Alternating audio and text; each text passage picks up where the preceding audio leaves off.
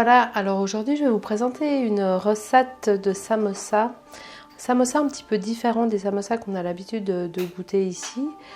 C'est que c'est un samosa qui est un peu plus inspiré du nord-est de l'Inde, soit du Rajasthan. C'est les samosas un petit peu tels que je les ai mangés là-bas, que j'essaie de reproduire.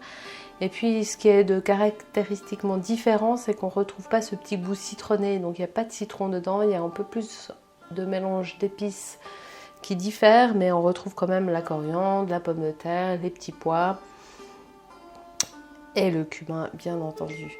Donc voilà cette recette, ici je vous la présente avec une petite sauce à base de coriandre, de jus de citron, mais à vous de faire la sauce que vous aimez avec, une petite sauce yogourt par exemple, ou alors une sauce plutôt piquante, pimentée, celle-là elle est un peu relevée, mais c'est à vous de voir, ou sans sauce, hein. Là-bas on le mange comme ça, c'est un peu un aliment street food qu'on mange facilement dans la rue, sur le pouce, comme ça, sans sauce. Donc vraiment comme vous aimez, comme vous préférez, avec crudité, sans à toutes les sauces. Donc je vais vous présenter la recette en différentes étapes, soit la pâte, et après on va faire la farce, et puis après le façonnage. Puis la cuisson, vous allez voir, ça paraît un peu exhaustif avec beaucoup de choses, beaucoup d'ingrédients, mais en fait c'est très facile à faire. Et puis à vous d'adapter avec ce que vous avez. Le but au final c'est que ça plaise à vos papilles. Et c'est tout. Alors bonne recette! Alors voilà, je vais vous présenter les ingrédients nécessaires pour fabriquer la pâte pour les samosas. C'est très peu d'ingrédients, il s'agit de 250 g de farine, soit 2 tasses, c'est de la farine de fleur normale, farine blanche. Vous avez aussi 50 g d'huile de tournesol, ou à peu près 45 ml, c'est en quart de tasse. Vous pouvez prendre une huile naturelle, n'importe quelle huile, pas trop forte en goût surtout. Vous avez aussi de l'eau, 120 ml d'eau, soit 120 g ou une demi-tasse, du sel, une demi-cuillère à café, ou environ 2 g, et des graines de carom. Il s'agit d'une graine qui a un petit goût entre le thym et le cumin, c'est accessoire, si vous ne l'avez pas, c'est pas grave, ne le mettez pas, c'est en quart de cuillère à café ou en grammes. Alors voilà comment on va faire pour préparer cette pâte. Donc la farine en premier lieu dans un grand bol. Vous rajoutez la farine, le sel pardon, et les graines. Bien mélanger le tout.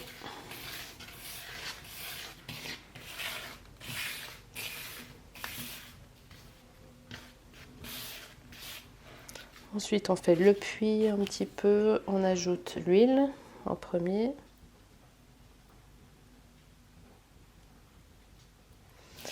On mélange premièrement avec la farine.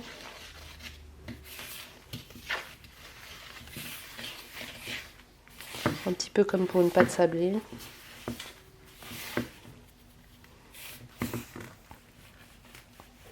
Bien aggloméré pour éviter les grumeaux.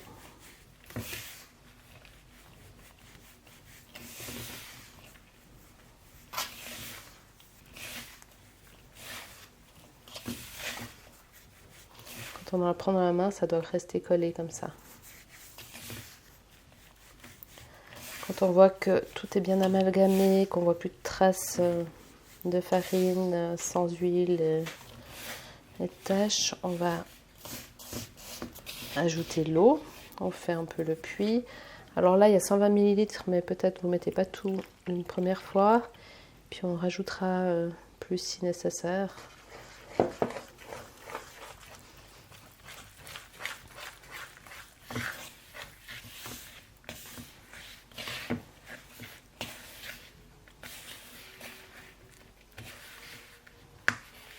Le but, c'est pas d'avoir une pâte trop mouillée.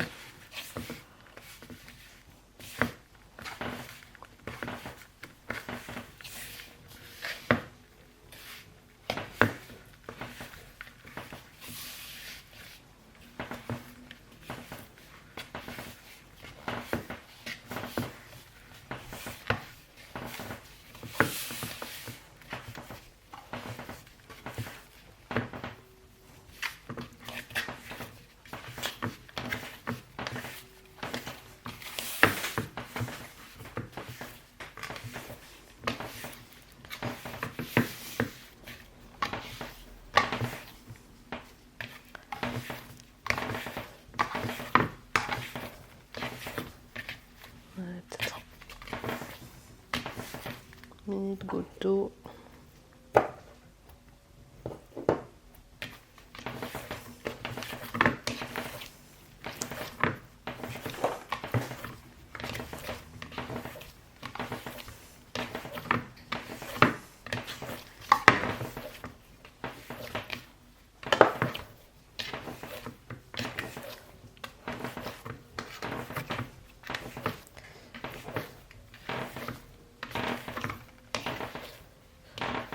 Voilà, la pâte est bien amalgamée.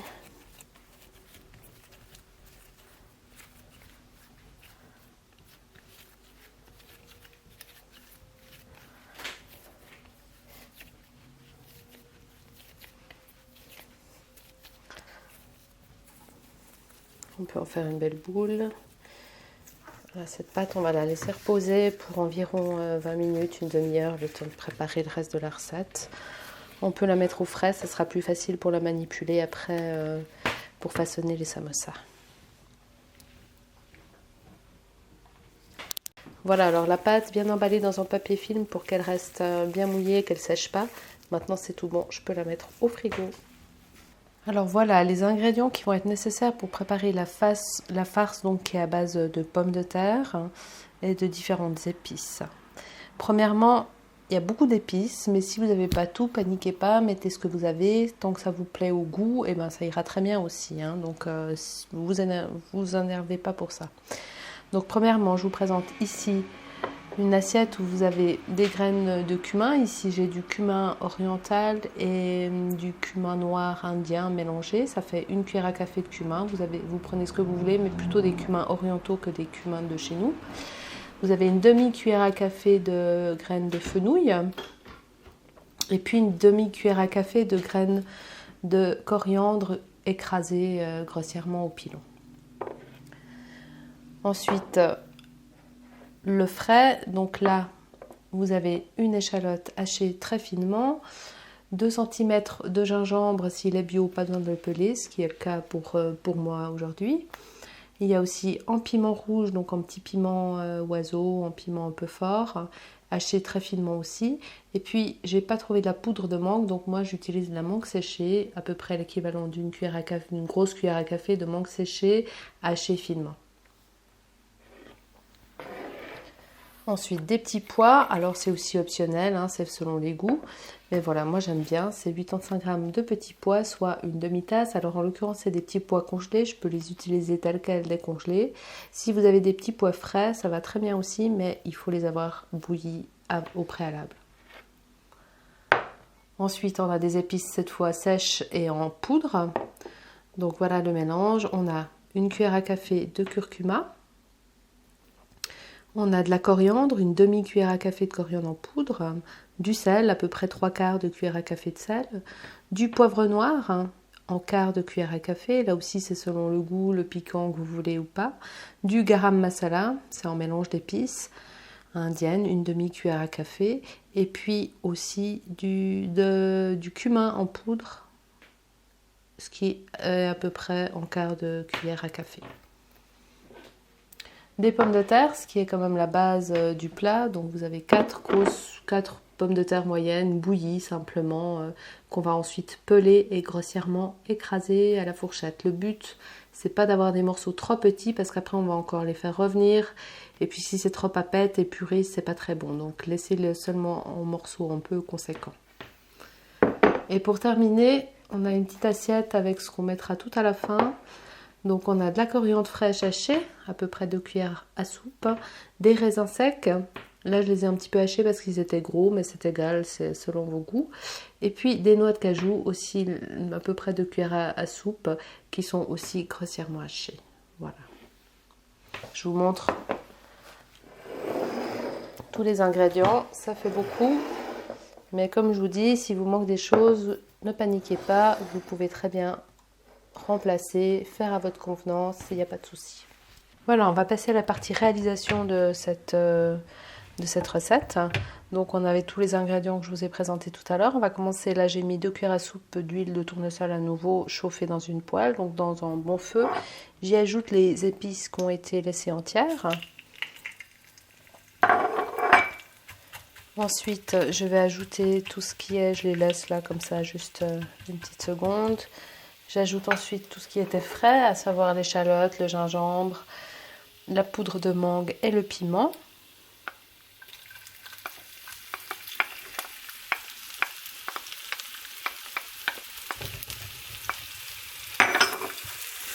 On va faire revenir ça tranquillement, un peu moyen fort, pour faire un tout petit peu revenir les épices entières.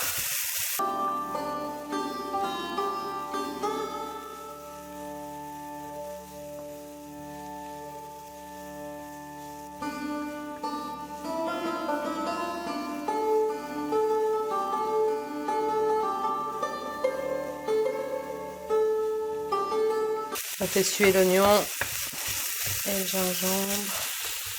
Après environ 2 minutes d'avoir fait revenir mes échalotes, mon gingembre, piment, je vais y ajouter mes petits pois qui ont été soit des petits pois congelés, soit des petits pois qui ont été préalablement bouillis. Je fais revenir à nouveau 2-3 minutes en y ajoutant aussi les épices sèches qu'on a préparées tout à l'heure. L'idée, c'est de faire un petit peu chauffer et suer les épices pour qu'elles rendent bien leur arôme. Donc c'est une partie importante. Alors on fait attention que ça brûle pas non plus. Voilà, après 2 minutes à peu près, 3 minutes à faire revenir. Là, je sens bien que c'est parfumé, ça sent les épices. Mon gingembre, il a bien pris la couleur des épices. Donc maintenant, je vais y agiter donc les pommes de terre que j'ai juste grossièrement hachées, pelées, hachées. Le but, c'est bien d'amalgamer le tout. Donc je vais bien mélanger, amalgamer, que les épices se mélangent bien à la pomme de terre. Ce faisant, j'écrase encore un petit peu. C'est pour ça que je les écrase pas trop au début. Et puis on va faire ça pendant 3-4 minutes.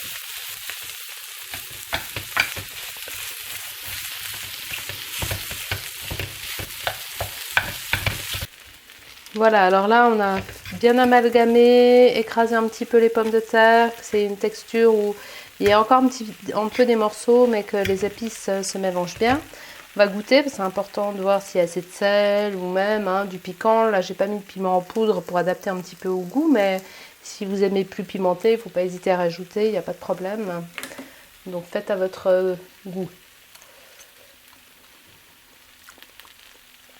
En l'occurrence, je trouve qu'il manque un petit peu de sel, donc je vais rajouter juste un petit peu.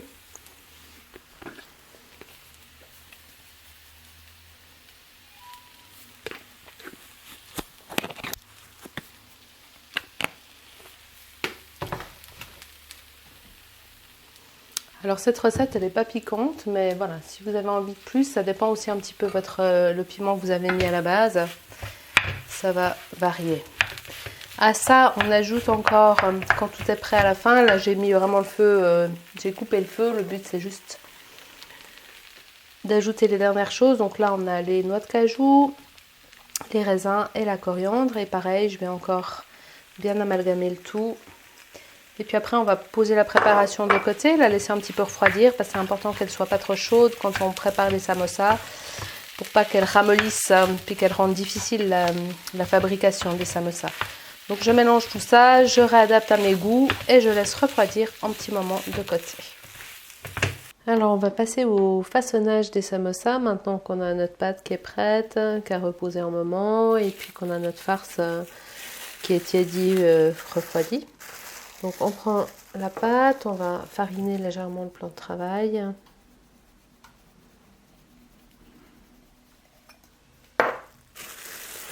Je vais partager ma pâte en 8 morceaux, en 4 morceaux, pardon, ce qui fera 8 samosas au final, mais comme chaque partie va donner 2 samosas, je vais déjà la partager en 4.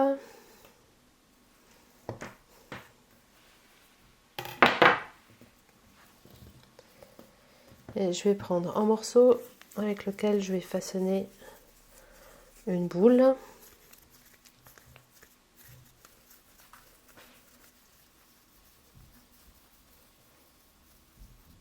Voilà, j'ai ma boule. Je farine bien pour pouvoir étendre.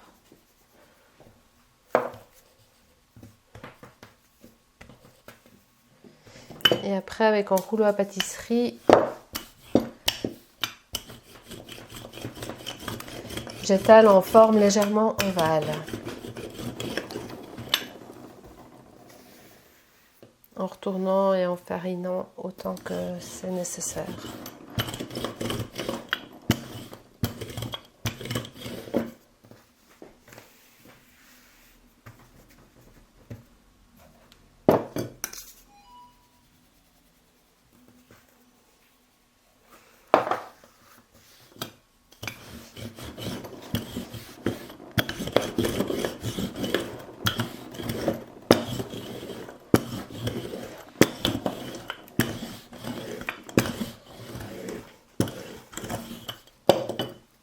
Le but, c'est d'arriver à quelque chose d'assez régulier et identique des deux côtés.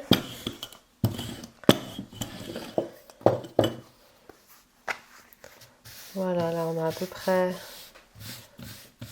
la forme recherchée, la pâte à la même épaisseur. On va la couper en deux.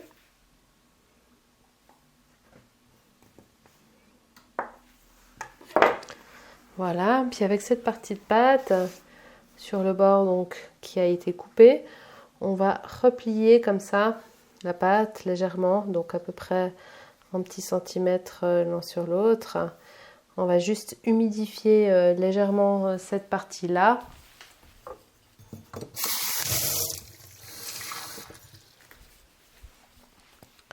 Donc avec une petite goutte d'eau comme ça pour bien que la pâte adhère, afin qu'elle reste bien soudée lors de la cuisson. Voilà, on regarde bien que ce soit fermé dans le bout. Ensuite, on prend vraiment délicatement, comme ça, en laissant retomber le cône à l'intérieur de main. Et puis, on va passer au garnissage. À ce moment-là, on commence par un tout petit peu pour être sûr que ça aille bien jusqu'au bout. Voilà, un petit pois. Et puis après, on remplit notre cône avec de la farce.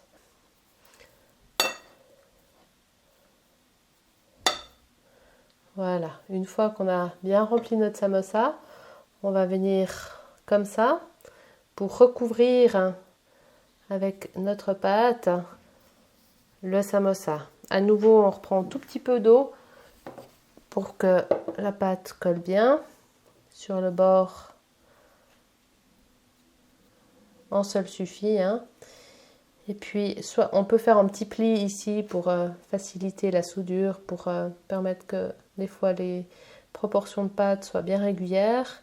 Puis on vient souder comme ça en pinçant le bord du samosa, sans avoir peur de prendre un bon centimètre, une largeur de doigt, pour bien s'assurer qu'il soit soudé. Ensuite, on redresse le samosa, et puis là, on retrouve la forme traditionnelle des samosas. Donc ça fait une bonne pièce comme ça.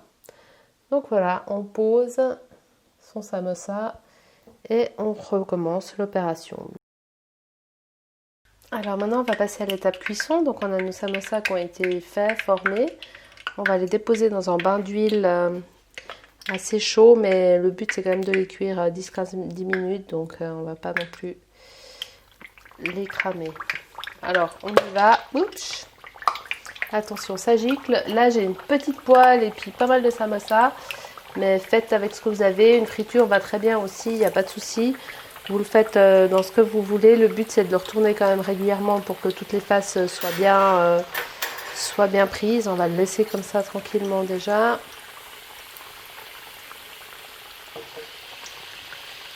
Puis dès que ça commence un peu à colorer, on peut le mettre aussi un peu au début là sur le côté.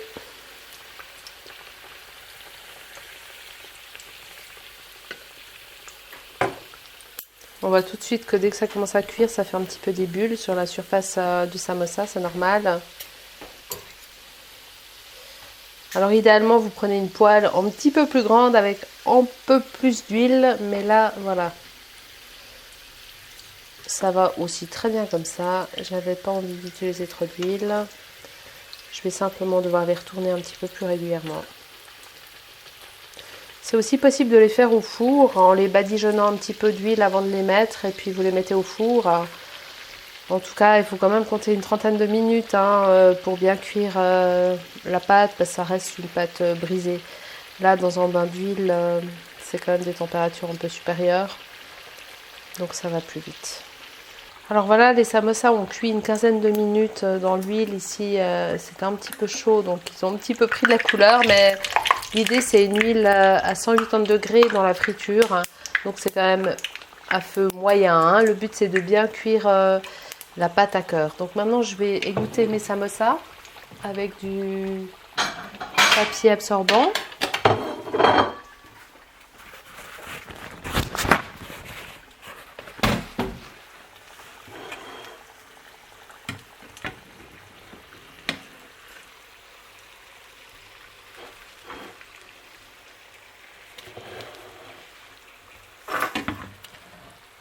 Voilà.